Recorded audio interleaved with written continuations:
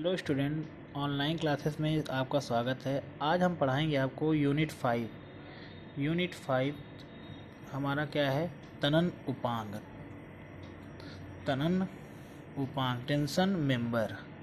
अब हमें पता होना चाहिए कि तनन बल क्या होता है।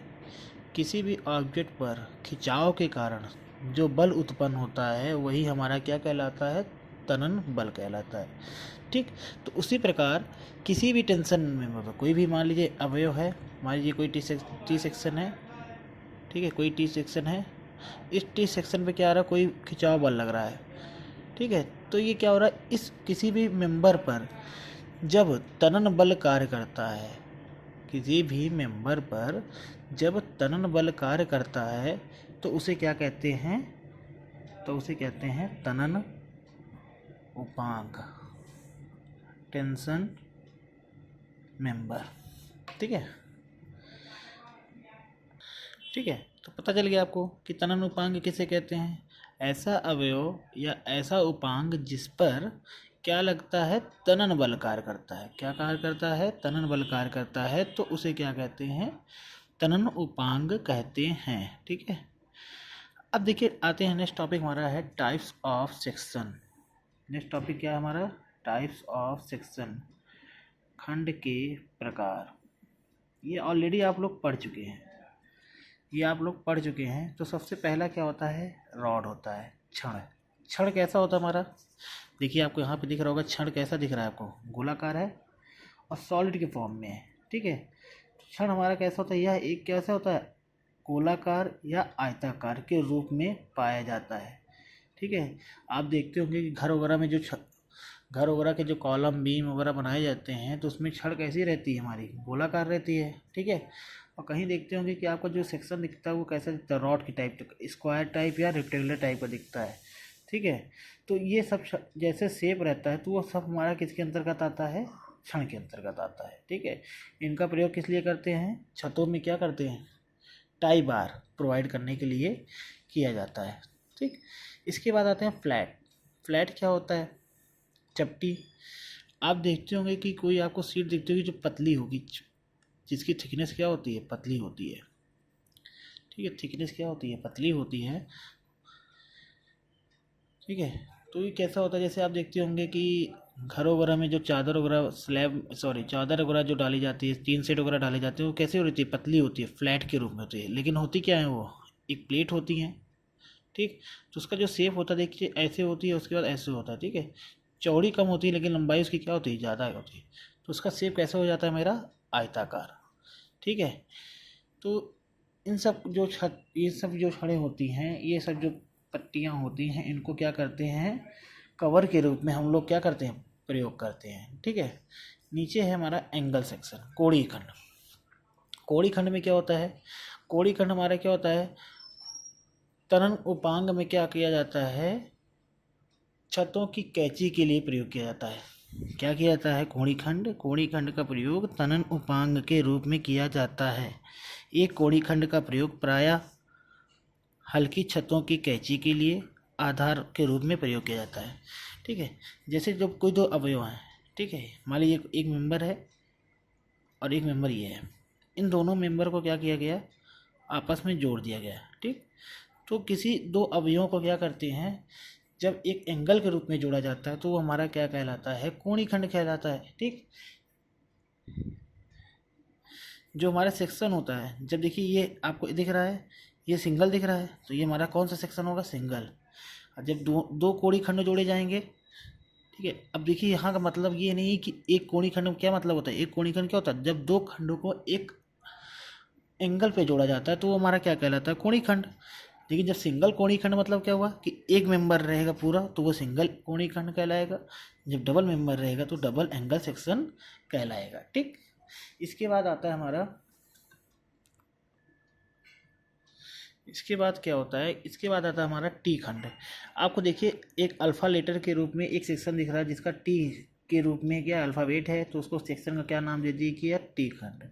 टी खंड का प्रयोग एक्चुअली में किया जाता है जहाँ पर सपोर्ट के रूप में, ठीक है, मान लीजिए कोई दो स्पैन है लॉन्ग, ठीक, अब यहाँ पे एक आधार दे दिया कि यहाँ आधार दिएगा, तो बीच का आधार प्रदान करने के लिए हम कौन सा निर्माण करते हैं, टी सेक्शन का निर्माण करते हैं। ठीक है, टी सेक्शन का प्रायः प्रयोग क्या किया जाता है, अत्यधिक भारों के लिए किया जाता है। नेक्स्ट हमारा क्या है, चैनल खंड।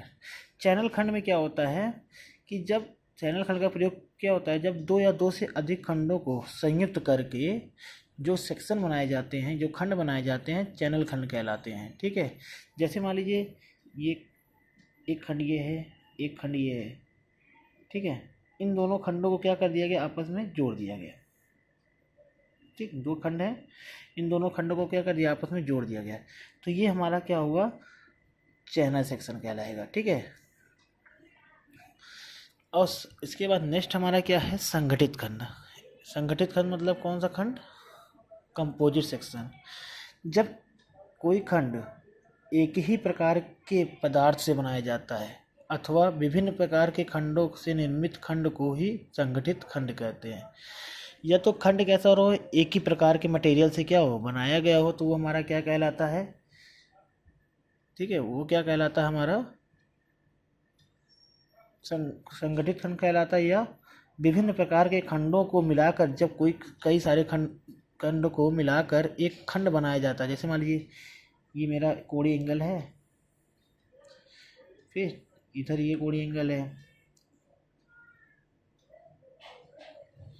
इसी तरह इधर कोणीय एंगल है मेरा। ठीक है, ये कोणीय एंगल है कोई, इन चारों खंडों को मिलाकर क्या कर दिया गया, एक खंड बना गया। ठीक, तो एक खंड को, तो जो खंड निर्मित होता है उसे क्या कहते हैं, संगठित खंड। आप लोग कंफ्यूज ना होइएगा, चैनल खंड को भी कंपोजिट सेक्शन भी कहते हैं, ये आप लोग ध्यान दिए रहिएगा। ठीक है, जैसे ये देखिए आपको दिख रहा है L section, L section, L section, L section, इन चारों एल सेक्शन को क्या कर दिया गया, जोड़ दिया गया है। तो जोड़ दिया गया है तो ये हमारा कौन सा खंड कहलाएगा, संगठित खंड या बिल्टअप सेक्शन। ठीक है, अब बात करते हैं सकल क्षेत्रफल। सकल क्षेत्र को क्या कहते हैं, नेट एरिया, ग्रॉस एरिया भी कहते हैं, नेट एरिया भी कहते हैं। ठीक, देखिए आपको पता है कि स्ट्रेस बराबर क्या होता है, फोर्स अपॉन एरिया होता है। स्ट्रेस बराबर क्या होता है, फोर्स अपॉन एरिया होता है। तो अगर यहाँ से ए सकल क्षेत्रफल निकालेंगे, ए बराबर क्या होगा, सिग्मा ए इंटू पी। ठीक, तो जब सामर्थ्य की बात करेंगे, अगर यहाँ से सामर्थ्य की बात करेंगे तो क्या आएगा, पी बराबर स्ट्रेस इंटू ए। ठीक, तो क्या करना है कि जब सामर्थ्य हमें निकालना होगा तो सामर्थ्य बराबर क्या होगा, स्ट्रेस इंटू ए। अब बात किसकी हो रही है, तनन की, तो ये कौन सा प्रतिबल हो जाएगा हमारा, तनन प्रतिबल, और ये एरिया कैसी हो जाएगी हमारी, नेट एरिया। ठीक, तो नेट एरिया को ही फाइंड आउट करना है हमें। तो नेट एरिया के लिए फाइंड आउट करने के लिए क्या सूत्र होता है हमारा, कुल क्षेत्रफल माइनस रिवेट छिद्र की कटौती। मान लीजिए कोई प्लेट है, ठीक है, तो इसका टोटल एरिया में से जो हमने रिवेट लगाया, जो इक्विपमेंट लगाया, उसके एरिया को क्या कर देंगे, घटा देंगे, तो हमें क्या मिल जाएगा, शुद्ध क्षेत्रफल। ठीक, क्या मिल जाएगा, शुद्ध क्षेत्रफल। शुद्ध क्षेत्रफल का क्या मतलब ही क्या होता है, जब बड़े में से छोटे को क्या घटा देंगे तो उस खंड का हमें क्या मिल जाता है, शुद्ध क्षेत्रफल। तो वही प्रोसेस यहाँ पे भी है। जब कोई प्लेट होगी, उसमें रिवेट के द्वारा उसको जोड़ा जाएगा, तो उसमें क्या होगा, तो रिवेट के कारण क्या होगा, उसकी एरिया कोई न प्रभावित होगी, तो उस एरिया को क्या करेंगे, सब्ट्रैक्ट कर देंगे कुल क्षेत्रफल में, तो हमें क्या मिल जाता है, शुद्ध क्षेत्रफल। ओके, तो देखिए अब जो शुद्ध क्षेत्रफल होता है उसको निकालने के सिर्फ दो तरीके होते हैं। एक होता है हमारा श्रृंखला पद्धति और दूसरा हमारा क्या होता है, जिगजैग पद्धति। दो पद्धति होती हैं, एक श्रृंखला होती है, दूसरी हमारी क्या होती है, जिगजैग पद्धति। अब श्रृंखला पद्धति आपको बताया गया कि जब रिवेट का अरेंजमेंट क्या हो, एक सीधी रेखा में होता हुआ हमारी पद्धति कैसी कहलाती है, श्रृंखला पद्धति कहलाती है। ठीक, अब देखिए आपको यहाँ पर एक डायग्राम दिख रहा है, इसमें क्या है कि रिवेट को लगाया गया है, जिसने प्लेट की मोटाई क्या दिया थी, टी दिया है, और क्या कह रहा है, जो चौड़ाई दिया है वो बी दिया है, और रिवेट का जो व्यास है वो कितना दिया है, स्मॉल डी। रिवेट का जो व्यास दिया है वो कितना दे दिया है हमें, स्मॉल डी दिया है। ठीक है, अब हम आपको बता दे रहे हैं, जब आप पढ़िएगा तो इसमें रिवेट का व्यास सकल क्षेत्र के सकल व्यास का ही होता है। ठीक है, तो जैसे देखिए क्या है, अब हमें यहाँ पे शुद्ध क्षेत्रफल निकालना है। क्या निकालना है, शुद्ध क्षेत्रफल।